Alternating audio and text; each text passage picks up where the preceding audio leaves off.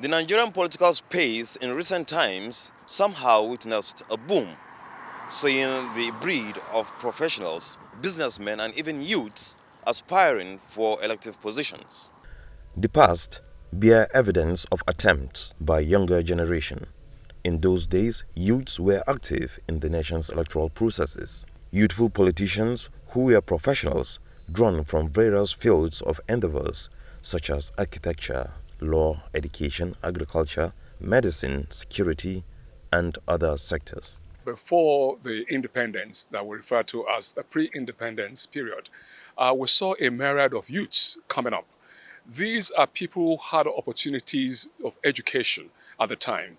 Majority traveled abroad, probably stowaway or sponsored by the parents, and then they came back to say, this time around, we need to ensure that we have our independence as a people. So it will only take people who are youths, the age group between, say, 25 and 35, were those that took up the gauntlet to fight for Nigeria's independence. We can talk about late Aminu Kano. We can talk about late Papa Chief Obafemi Awolowo. We can talk about late Chief Dr. Nnamdi Azikiwe, Michael Nahoro, and a host of others. For youthful politicians, however, they have not been visible in the past elections. But these days, there is renewed momentum to bring youth to the center stage. The underlying stimulus in electoral processes changed over time as bigwigs used youths as cannon fodder for electoral violence. The narrative seems to be changing, with youths seeking more active roles in governance. One thing you need to know, if you don't take part in politics, non-entity will rule over you.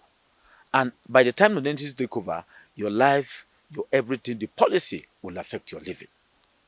So, because still, people still have this mindset that politics is dirty.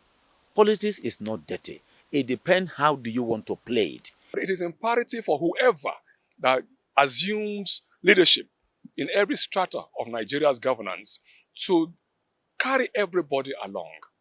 It is high time that we know that this country is for each and every one of us. On the whole, the state of affairs and the economic situation, experts say, has forced youths to beam their searchlights on the top tables rather than under the table.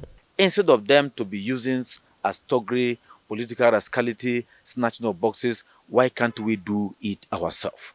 And we continue to be working for the political elite while our time is going. These are also one major that now motivated you to say, look, no, we are no longer to be used as before.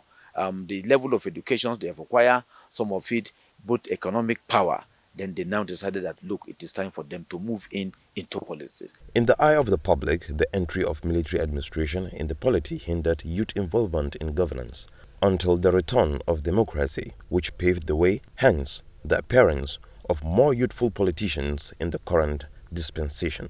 Unlike during military regime, youth were not even given that opportunity to participate in politics. It was clear.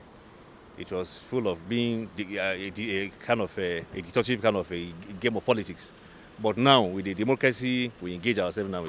Talking about becoming some of the main actors in Nigeria's politics, experts say youths have to step up to be counted and help bring the desired development, deepen democracy towards having more inclusive political system in the country. I am Garba Natala reporting for Dateline 360.